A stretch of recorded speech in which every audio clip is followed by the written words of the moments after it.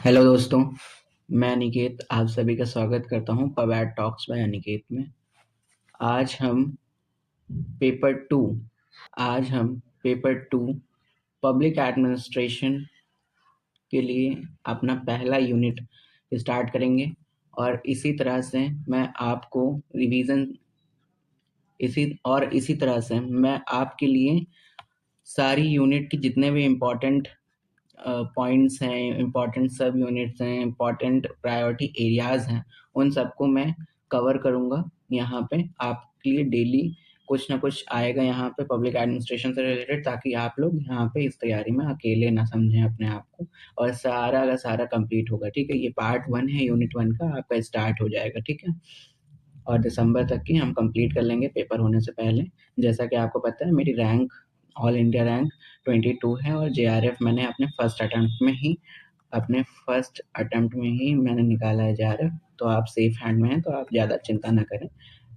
बिल्कुल भी जो भी पढ़ाई होती है ना, आप कभी भी पढ़ाई करते समय पैनिक मत किया करिए। आप हमेशा अपने एफर्ट्स लगाइए। उसके अलावा कुछ भी है, मतलब कोई रिजल्ट है या कुछ है, वो जब आना होगा ना आपको, वो इंट्यूशंस आने लगेंगे। ठीक है, आप बस अपना 100% दीजिए और कुछ नहीं। ठीक है, चलिए ज़्यादा बातें ना करते हुए हम स्टार्ट करते हैं इस लेक्चर को। ठीक है, सबसे पहला जो सिलेबस है हमारी, उसमें सबसे पहला जो पॉइंट है ना यूनिट 1 का, वो है मीनिंग। मीनिंग क्या है पबैट की? पबैट की मीनिंग जो है उसको समझने का सबसे अच्छा तरीका है कि हम उसको तोड़ लें।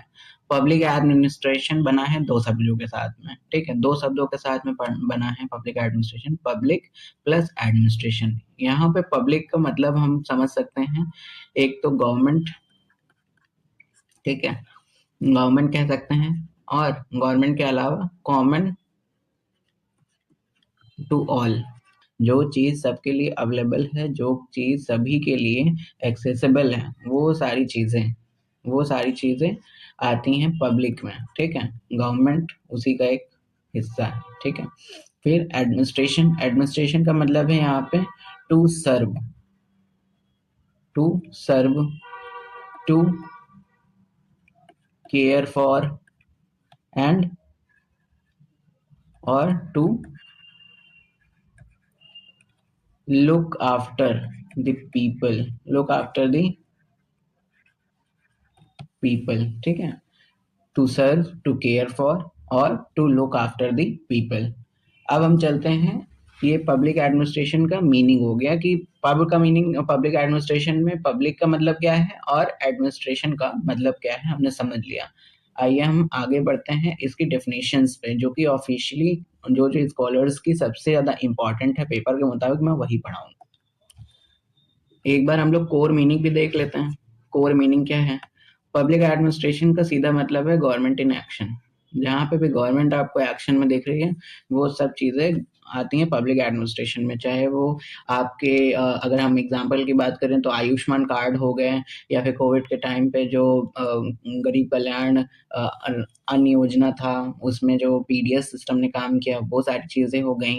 उसके अलावा जो हम देखते हैं कि पीएम किसान सम्मान निधि है ना, ये सारी चीज़ें जो देख रहे हैं हम लोग, ये सब चीज़ें आती हैं गवर्नमेंट इन एक्शन में। गवर्नमेंट इन एक्शन दिख रहा है हमें, तो ये क्या है? पब्लिक एडमिनिस्ट्रेशन ही है वो।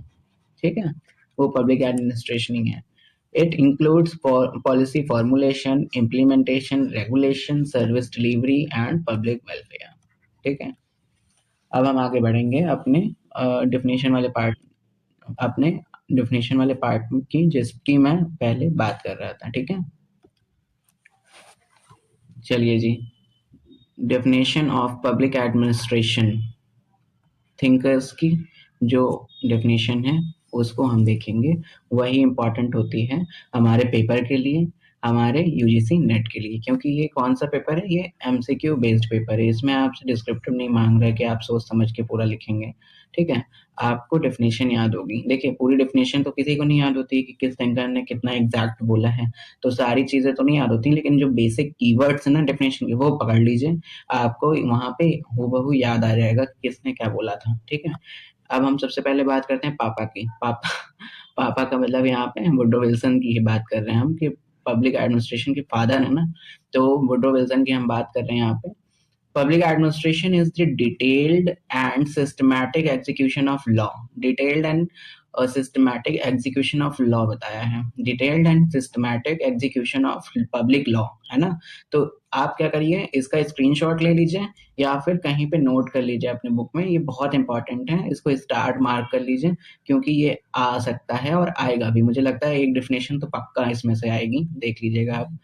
फिर एल डी वाइट की हम बात करते हैं। एल डी वाइट ने क्या बोला था? एल डी वाइट ने बोला public administration consist of all operations having for their purpose the fulfilment of public policy.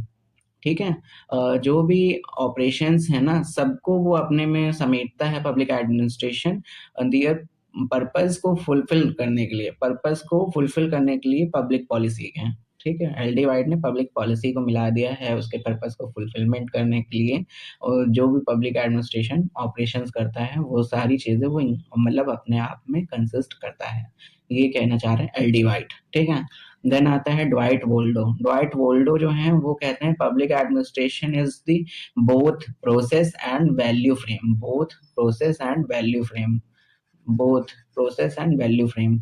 ये कौन है? ये है हमारे ड्वाइट वोल्डो जी। ठीक है, मैंने अभी तक किन किन की पढ़ाई है डेफिनेशन, हमारे पास में वुडरो विल्सन जी हैं, एल डी वाइट जी हैं, और साथ में हमारे पास में अभी हो गए हैं ड्वाइट वोल्डो। अब आएंगे हम निग्रो एंड निग्रो पे, जो कहते हैं public administration is cooperative group effort in a public setting. Cooperative group effort, cooperative group effort बताते हैं in a public setting, in a public setting. ठीक है, तो इस पेज को आप मार्क कर लीजिए, इसमें से आपको 1 से 2 एमसीक्यू देखने को मिल सकते हैं इस साल।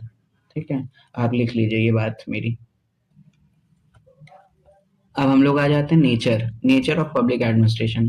पॉलिटिकल नेचर भी है, मैनेजेरियल नेचर भी है, लीगल नेचर भी है, पब्लिक नेचर भी है, और ever evolving and dynamic nature भी हमेशा बदलता रहता है। ठीक है, पॉलिटिकल नेचर हमें कहाँ कहाँ दिखता है बताइए? पॉलिटिकल नेचर हमें दिखता है जब भी पब्लिक एडमिनिस्ट्रेशन ऑपरेट करता है, क्योंकि पब्लिक एडमिनिस्ट्रेशन किस इन्वायरमेंट में ऑपरेट करता है? पॉलिटिकल नेचर में, पॉलिटिकल इन्वायरमेंट में। ठीक है, ब्यूरोक्रेसी इंप्लीमेंट करती है सारी पॉलिसीज को जो कि इलेक्टेड रूलर्स उनके लिए बनाते हैं। ठीक है, गवर्नमेंट कोई भी हो, वो पॉलिसीज इंप्लीमेंट करी जाती हैं ब्यूरोक्रेसी के द्वारा। इम्प्लीमेंटेशन ऑफ मनरेगा, किसान, पीएम किसान, है ना, तो ये सारी चीजें किसके अंडर में हो रही है? पॉलिटिकल डायरेक्शन के अंडर में हो रही हैं। समझ में आया? मैनेजेरियल नेचर कैसा? जैसा कि उर्विक और गुल्लिक ने बोला है, इस पीओएसडी पीओएसडी पीओएसडी सीओआरबी, इसका फुल फॉर्म आप लोग बताएंगे? ठीक है, इसका फुल फॉर्म आप लोग कमेंट करिएगा। ये उर्विक और गुल्लिक ने दिया है। Planning, organisation, staffing, directing, coordinating and reporting and budgeting. ठीक है, तो इसका फुल फॉर्म मैंने बताया है अभी तुरंत ही, आप लोग जाइए कमेंट करिए ताकि आपको भी याद रहे। ठीक है, देन उसके बाद हम लोग आ जाते हैं एफिशिएंसी पे फोकस रहती है, इकोनॉमी, इफेक्टिवनेस। ठीक है, मैनेजेरियल मतलब नेचर ये कहता है।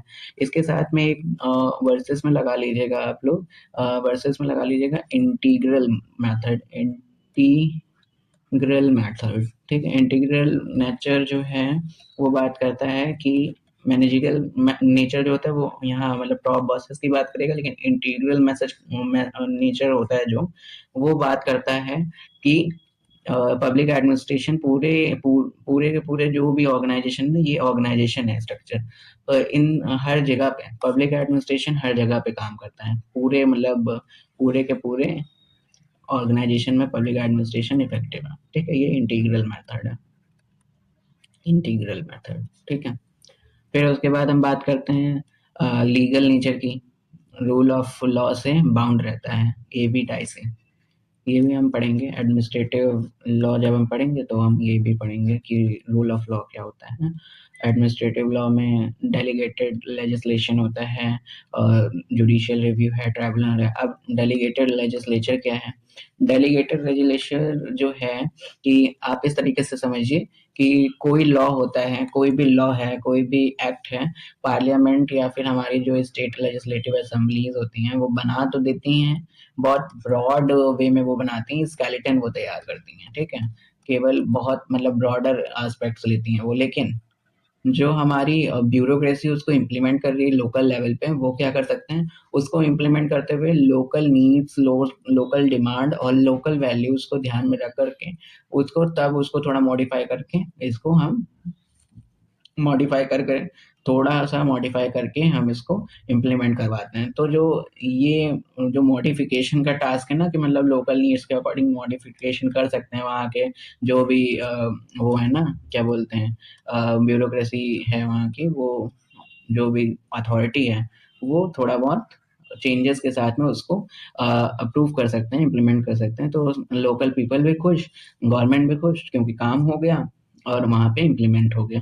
तो इस तरीके से जो इम्प्लीमेंटेशन होता है लेजिस्लेशन का, उसको कहते हैं डेलीगेटेड लेजिस्लेशन। उसमें बदलाव भी किया जाता है ना। इसके फ्लॉज भी हैं बहुत सारे, लेकिन कोई फर्क नहीं पड़ता, ठीक है। फ्लॉज हम आगे पढ़ेंगे एडमिनिस्ट्रेटिव लॉ में। अब फोर्थ पे आ जाते हैं पब्लिक नेचर। पब्लिक नेचर क्या है? Operates in public interest, not in private profit. Private जो होती हैं चीज़ें या बिजनेस होता है, उसमें क्या होता है? मोटिव होता है कि प्रॉफिट मेकिंग हमें करना है, क्या करना है? Profit making. अब जब हम प्रॉफिट मेकिंग के ऊपर ध्यान दे रहे हैं, तो हम किसी का वेलफेयर नहीं कर सकते, लेकिन ब्यूरोक्रेसी या फिर पब्लिक एडमिनिस्ट्रेशन तो बनी ही है वेलफेयर के लिए, ठीक है, वेलफेयर के लिए। ट्रांसपेरेंसी होनी चाहिए, अकाउंटेबिलिटी होनी चाहिए एंड सिटीजन सेंट्रिसिटी होनी चाहिए, ever evolving and dynamic nature. ये तो आपको पता ही है। वुडो विल्सन आया, वुडो विल्सन के बाद में क्लासिकल की स्टार्ट हुई, देन ह्यूमन रिलेशन के बाद में बिहेवियरल के बाद में हमारे पास में आ गए रिक्स दादा ने स्टार्ट कर दिया। सिक्स स्टेट्स के बाद में मनूवरक आ गई, मनूवरक कॉन्फ्रेंस जो हुई उनमें क्या हुआ वो सबको पता है। फिर उसके बाद एनपीएम, ग्लोबलाइजेशन है ना, तो सारी चीज़ें होने लगी। और अभी हम लोग जिस एरा में हैं उसमें सस्टेनेबल डेवलपमेंट और जो भी डिजास्टर मैनेजमेंट, क्राइसिस मैनेजमेंट चल रहा है, डिजिटल इंडिया मूवमेंट, ये सारी चीज़ें इसमें चल रही हैं और आगे भी इसमें ऐड ऑन होती रहेंगी। AI, machine learning, deep learning, ये सारी चीज़ें, ठीक है। तो ये है हमारा नेचर ऑफ पब्लिक एडमिनिस्ट्रेशन, जो कि हमने एग्जाम्पल्स के साथ में बखूबी समझा है, ठीक है। अब हम आगे बढ़ते हैं दूसरी स्लाइड में। हम अब स्कोप में आ गए हैं, scope of public administration. Scope का मतलब है यहाँ पे पहला जो हमारा अप्रोच है वो है एडमिनिस्ट्रेटिव अप्रोच की। पब्लिक एडमिनिस्ट्रेशन क्या है? एक अप्रोच है एडमिनिस्ट्रेशन की प्रिंसिपल्स की, ऑर्गेनाइजेशन और मैनेजमेंट की, जैसे हेनरी फ्योल और वेकॉन कुलिक बताते हैं। फिर दूसरा आता है हमारे पास में पब्लिक पॉलिसी, फॉर्मुलेशन है, साइकिल पूरा का पूरा ट्रैक करते हैं, फॉर्मुलेशन है, इम्प्लीमेंटेशन है, इवैल्यूएशन है और करेक्शन, ये पॉलिसी साइकिल है, ठीक है। फिर थर्ड हम आ जाते हैं पर्सनल एडमिनिस्ट्रेशन में। पर्सनल एडमिनिस्ट्रेशन, इसके जितने भी एस्पेक्ट हो सकते हैं ना, उसी को स्कोप बोल दिया गया है। तो ये हमारा recruitment, training, career advancement, promotion, retirement et cetera, Max Weber इसके सूत्रधारक हैं, ठीक है। Then next, fourth, financial, budgeting, accounting, auditing, financial control, ये सब होता है। फिर उसके बाद डेवलपमेंट एडमिनिस्ट्रेशन में आ जाते हैं हम लोग। डेवलपमेंट एडमिनिस्ट्रेशन में सोशो इकोनॉमिक डेवलपमेंट, मॉडर्नाइजेशन, जैसे रिक्स बताते हैं अपने साला मॉडल और प्रिस्मेटिक सोसाइटी में, है ना, बाजार कैंटीन मॉडल में। देन उसके बाद हम सिक्स और लास्ट स्कोप में आ जाते हैं कि डिस्ट्रिक्ट का एडमिनिस्ट्रेशन कैसा है, local governance, law and order etcetera, जो कि डीमॉक बात करते हैं इसकी, है ना, डीमॉक बात करते हैं। तो जिन जिन थिंकर्स का नाम मैं ले रहा हूँ ना स्कोप में, उनको जरूर याद रखिएगा कि क्या बात करी है उन्होंने, ठीक है, ताकि कोई भी क्वेश्चन आपसे छूटे ना। इस पे मैं आपसे कह सकता हूँ कि ये जो माइन्यूट डिटेलिंग मैंने करी है ना स्कोप में थिंकर्स के साथ में, एक एमसीक्यू आपका यहाँ से जरूर बन जाएगा, ठीक है। तो आप कर लीजिएगा इसको। अब हम अपने सिग्निफिकेंस ऑफ पब्लिक एडमिनिस्ट्रेशन वाले पार्ट में एंटर कर चुके हैं। सिग्निफिकेंस कैसा है? पॉलिसी इम्प्लीमेंटेशन में हम सिग्निफिकेंस देखेंगे तो convert government decision into action, ठीक है, सीधी सी बात है। फिर पीएमजे आता है इसमें, पीएमजे, आयुष्मान योजना, पीएम आवास योजना, पीएम किसान, है ना? ये हो गया हमारा पहला। दूसरा है law and order, internal security. जैसा हमने अभी देखा दिल्ली वाले जो इंसिडेंट हुआ, जिसमें Lal Qila metro station gate number 1 पे जो बॉम्ब एक्सप्लोड हुआ, उसमें हमने देखा कि 10 से ऊपर लोगों की जानें गई हैं और करीब 30 के आसपास लोग जख्मी हुए, है ना? लेकिन अगर फरीदाबाद वाला जो बॉम्ब ब्लास्ट वाला जो मटेरियल था, वो अगर एक्सप्लोड हो जाता ना आम जनता के बीच में, तो कितना मतलब हानिकारक होता है, कितना डिजास्ट्रस उसके रिजल्ट हो सकते थे, सोच भी नहीं सकता मैं तो।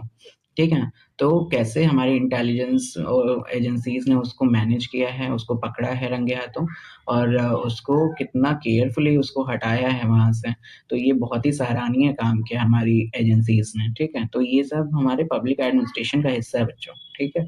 तो इसके ऊपर हमें ध्यान रखना होगा। फिर उसके बाद यही इंश्योर करते हैं कि peace, stability and conflict manage होता रहे।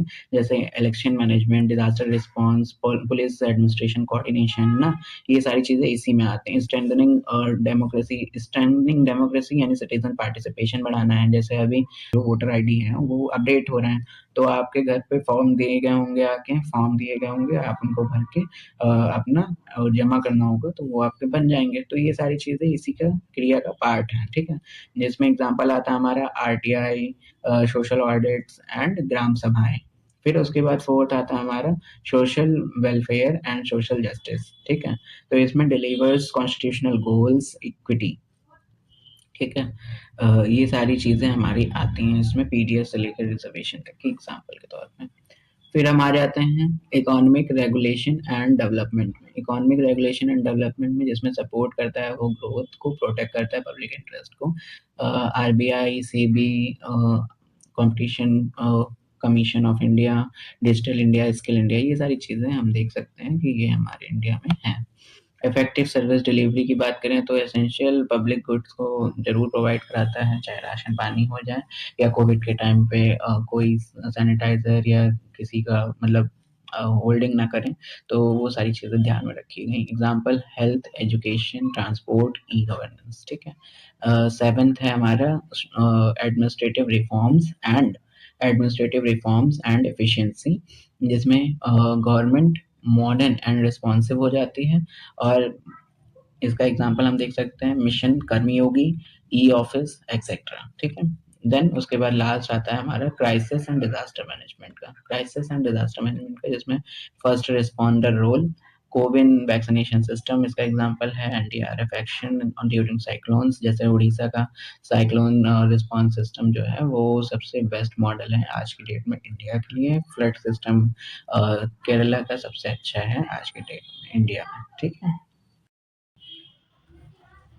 अब हम आ गए हैं अपने सबसे इम्पोर्टेंट पार्ट पे आज के लिए। ठीक है? आज का जो सबसे इम्पोर्टेंट पार्ट है वो है evolution of public administration as discipline है। ठीक है? As discipline. As a practice हम बात करें पब्लिक एडमिनिस्ट्रेशन की, तो प्रैक्टिस के तौर पे पब्लिक एडमिनिस्ट्रेशन सिविलाइजेशन यानी हमारी सभ्यता जितनी पुरानी है उतनी पुरानी हमारी public administration as a practice है।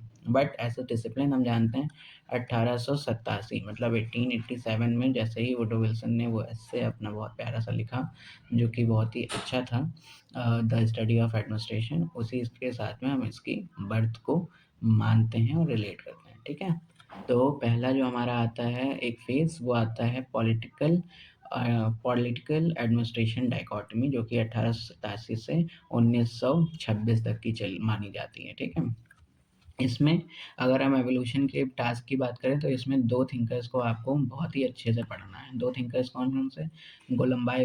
Robert T Golembiewski and Nicholas Henry and Golembiewski. इन दोनों ने लोकस के ऊपर काम किया है, इसको डिवाइड किया है। लोकस का मतलब है location, where of public administration, और लोकस का मतलब तो लोकेशन, फोकस का मतलब स्पेसिफिक व्हाट। ठीक है? लोकस का मतलब है यहाँ पे वेयर, ठीक है। तो इस तरीके से इन्होंने काम किया है। अब मैं आपको जब ये पढ़ाऊँगा ना सारी फेजेस, तो आपको क्लियर हो जाएगा, ठीक है। अब पहली फेज में आते हैं जो कि हमारा पॉलिटिकल एंड एडमिनिस्ट्रेशन डाइकॉटमी, जो कि 1887 से 1926 तक की चलती है, जिसमें हम देखते हैं वुडरो विल्सन का जो डाइकॉटमी वाला प्रिंसिपल आता है वो।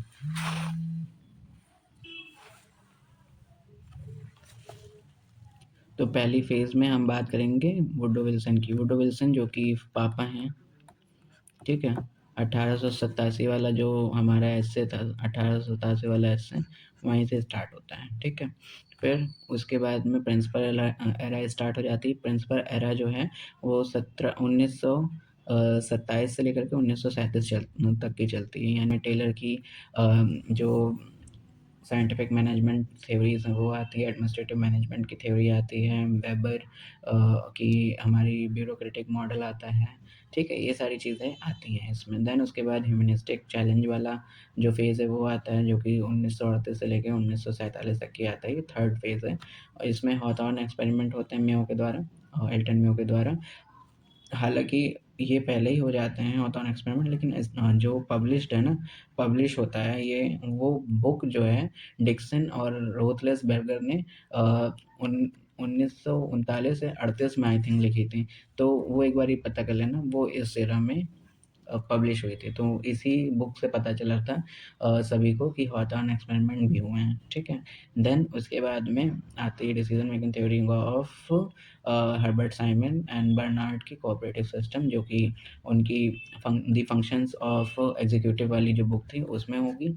और साइमन तो साइमन है, उन्होंने तो जो क्लासिकल थिंकर्स थे उनकी वाट लगा दी थी। ये कहते कि ये कहा था कि ये जो क्लासिकल थ्योरी है वो क्या है, ये proverbs of the public administration है। Proverbs of the public administration, proverbs of the public administration है। प्रोवर्ब्स का मतलब समझ रहे हो, लोकोक्तियाँ हैं, ये कुछ नहीं है।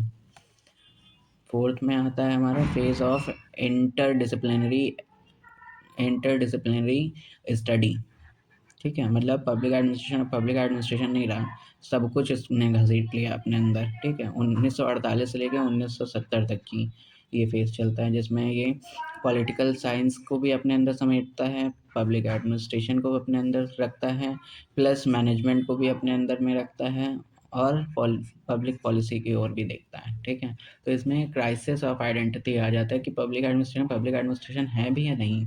पॉलिटिकल साइंस की ओर कभी भाग रहा है, कभी मैनेजमेंट की ओर भाग रहा है, तो ये डर लगा रहता है। पोस्ट कॉलोनियल नेशन बिल्डिंग होती है। यहाँ पे थर्ड वर्ल्ड कंट्रीज़ बाहर निकल के आती हैं, थर्ड वर्ल्ड कंट्रीज़ बनती हैं बहुत सारी। तो यहाँ पे एड प्रोग्राम भी स्टार्ट करते हैं, financial aid programme America and Soviet Union. तो उनसे भी बात करेंगे, उनकी भी बात करेंगे। यहाँ पे एफ.डब्ल्यू. रिक्स जो हैं वो बात करते हैं प्रिज़्मेटिक साला मॉडल की, ठीक है। तो इकोलॉजी की भी बात करते हैं, तो वो सारी चीज़ें यहाँ पे आती हैं। तो यहाँ पे डर लगता है पब्लिक एडमिनिस्ट्रेशन को। तो ये क्राइसिस ऑफ आइडेंटिटी बोली जाती है फोर्थ वाली फेज़। यहाँ पे पब्लिक एडमिनिस्ट्रेशन को बहुत लॉस होता है, लेकिन कंपैरेटिव पब्लिक एडमिनिस्ट्रेशन अपने गोल्डन पीक पे होता है। Focus on development and modernisation. Then आता है फिफ्थ फेज़, जो कि है न्यू पब्लिक एडमिनिस्ट्रेशन 1971 से 1980 तक माना जाता है। मनोवर कॉन्फ्रेंस 1968 में हुई, मतलब 1968 में पहली वाली। उसी के फलस्वरूप आउटकम क्या निकला, न्यू पब्लिक एडमिनिस्ट्रेशन, जिसकी equity, value, relevance, social change, ये चार प्रिंसिपल्स बाहर निकले थे। इसके मनोवर कॉन्फ्रेंस वन के जो प्रेसिडेंट थे वो थे ड्वाइट वोल्डो ड्वाइट वोल्डो, ठीक है। Participatory and more citizen centric approach होनी चाहिए, ठीक है। सिक्स्थ जो है हमारी फेज़, वो लास्ट फेज़ है। ये जो फेज़ है वो पैराडिम शिफ्ट की बात करती है, जिसमें हम गवर्नमेंट से गवर्नेंस की ओर चल रहे हैं, गवर्नमेंट से गवर्नेंस की ओर चल रहे हैं, ठीक है। गवर्नेंस की ओर चल रहे हैं, जो कि 1980 वाले एरा के बाद से स्टार्ट होती है। पहला जो इसमें सब फेज़ है वो है न्यू पब्लिक मैनेजमेंट। 1980 से लेकर के 1990 80 से लेकर के 2000 तक की चली है, ठीक है। इसमें क्या होता है, मार्केट ओरिएंटेशन होता है, प्राइवेटाइजेशन होता है, ट्रिपल पी पे फोकस होता है, एफिशिएंसी, इकोनॉमी और इफेक्टिवनेस, परफॉर्मेंस और रिजल्ट के बेसिस पे ही आपका परफॉर्मेंस जज किया जाता है। देन पोस्ट सेकंड जो सब फेज आती है, सेकंड सब फेज जो आती है वो होती है पोस्ट न्यू पब्लिक मैनेजमेंट और गवर्नेंस एरा, जो कि दो सन 2000 के बाद स्टार्ट होती है और अभी तक चल रही है, ठीक है। तो इसमें क्या है, नेटवर्क गवर्नेंस और collaboration and partnerships and public value theory, ठीक है। नेटवर्क गवर्नेंस और इन सब से क्या समझ रहे हैं आप, इन सब से हम ये समझ रहे हैं कि गवर्नमेंट में मिलके काम कर रही है, पब्लिक एडमिनिस्ट्रेशन भी मिलके काम कर रहा है, प्राइवेट सेक्टर भी मिलके काम कर रहा है, प्लस एनजीओज भी काम कर रहे हैं उस पर, फिर सिविल सोसाइटीज़ जो हैं वो काम कर रही हैं, प्लस जो भी हमारे पास में सिटीज़न है वो भी काम कर रहे हैं। यानी हर एक स्टेक होल्डर जो भी जुड़ा हुआ है वो सभी स्टेक होल्डर्स काम कर रहे हैं मिलके, ठीक है। तो ये जो लास्ट वाला है ना, गवर्नेंस वाला पैराडिम, जिसमें पोस्ट एनपीएम गवर्नेंस रहा है, उसमें ये सब लागू होता है। ये एक एग्जांपल भी है न्यू पब्लिक सर्विस डेनहार्ट एंड डेनहार्ट ने दिया था, डेनहार्ट ने दिया था, ठीक है। तो ये डी एंड डी ने दिया था आपका एनपीएस, जो कि 2005 में आया था, ठीक है। ये एवोल्यूशन वाला पार्ट सबसे इम्पोर्टेंट है, इनमें से भी आप 2 से 3 क्वेश्चन एक्सपेक्ट कर सकते हो। यानी आपके टोटल आज के लिए मैं बताऊं तो 5 से 6 क्वेश्चंस इसी लेक्चर में से आ जाएंगे। बहुत इंपॉर्टेंट लेक्चर था आज का, ठीक है। और अभी एक चीज़ और बाकी है, प्रेजेंट स्टेटस, वो भी हम देखते हैं फिर आगे बढ़ते हैं, ठीक है। चलिए next, present status of the discipline. Interdisciplinary हो गया है, integration of sociology, psychology, economics, IT etcetera, behavioural, institutional and quantitative turn भी आ गया है पब्लिक एडमिनिस्ट्रेशन में। प्लस अभी क्या है, मल्टी लेवल गवर्नेंस चल रहा है, लोकल, स्टेट, नेशनल, ग्लोबल चल रहा है। प्लस उसके साथ में डिजिटल ई गवर्नेंस फोकस भी चल रहा है, AI, machine learning, then data driven administration platforms जैसे कोविन, डिजी लॉकर, फास्टैग, ये सारी चीज़ें हमारे में आपको दिखा रहे हैं कि आज की डेट में चल क्या रहा है। प्लस इसके अलावा सिटीजन सेंट्रिक ओरिएंटेशन भी हो गया, ट्रांसपेरेंसी बढ़ गई है, आरटीआई आ गया है, प्लस अकाउंटेबिलिटी बढ़ गई है। फिर इसके बाद में पब्लिक वैल्यू एंड एथिक्स पे भी फोकस है ना। तो इसमें क्या है, एथिकल गवर्नेंस है, इंटीग्रिटी सिस्टम्स हैं एक्सेट्रा। फिर उसके बाद में रेगुलेटरी एंड फैसिलिटेटिव स्टेट हो गई है, रोल ऑफ रेगुलेटर्स जैसे हमारे आरबीआई है, फिर सेबी है स्टॉक मार्केट में, बैंकिंग सेक्टर में आरबीआई है, फिर तराई है हमारे टेलीकम्युनिकेशन में, फिर ease of doing business reforms भी हुए हैं। अब आपको एक बारी और कमेंट करना है और बताना है कि ease of doing business report कौन सा इंटरनेशनल फोरम निकालता था, ठीक है। अभी बंद हो गया है, तो उसको कौन सा इंटरनेशनल फोरम निकालता था। Globalisation, sustainability and sustainable development goals, climate governance, international institutional coordination, ये सारी चीज़ें चल रही हैं। क्राइसिस मैनेजमेंट भी चल रहा है आज की डेट में इसमें, जिसमें टेररिज्म को भी इंक्लूड कर लिया गया है। और प्लस डिजास्टर मैनेजमेंट की जितनी भी साइकिल है वो सारी चीज़ें, aids, financial aid, humanitarian aid, सारी चीज़ें इसी में ऐड हो गई हैं। तो हम इस प्रेजेंट स्टेटस के अकॉर्डिंग देखें तो बहुत वास्ट हो गया पब्लिक एडमिनिस्ट्रेशन का स्कोप, है ना। Thank you for watching. ये सेक्शन का लास्ट पार्ट था, लेकिन हम अभी रिवाइज फिर से करेंगे। बताइए कि हमने आज क्या क्या पढ़ा। हमने सबसे पहले आते ही हमने देखा है meaning of public administration, meaning के ऊपर बात करी है, ठीक है। उसके अलावा हमने क्या देखा है, मीनिंग के बाद में हमने कोर मीनिंग देखी, और फिर उसके बाद में डेफिनेशंस देखी हैं, ठीक है। कोर मीनिंग और डेफिनेशंस देखी हैं, ठीक है। देन उसके बाद हमने क्या बात करी है, उसके बाद हमने देखा है कि स्कोप क्या है, पब्लिक एडमिनिस्ट्रेशन का स्कोप क्या है, सिग्निफिकेंस क्या है, ठीक है। सिग्निफिकेंस क्या है। देन उसके बाद में सिग्निफिकेंस के बाद में हमने एवोल्यूशन देखा, एवोल्यूशन के साथ में ही हमने देखा क्या, present status of administration, present status of public administration, ये सारी चीज़ें पढ़ी हैं। और मैंने, मेरा दावा है 6 क्वेश्चन, 5 से 6 क्वेश्चन आपके इसी लेक्चर से फँस जाएँगे। आप इसको देख लीजिए और इसके नोट्स बना लीजिए प्रॉपर, या फिर अगर नहीं बना सकते हैं तो आप क्या करिए, कुछ ना करिए, आप केवल और केवल इसको 2 से 3 बार रिपिटेटिव मैनर में देख लीजिए, आपको सारी चीज़ें याद हो जाएँगी अच्छे से। Thank you for watching.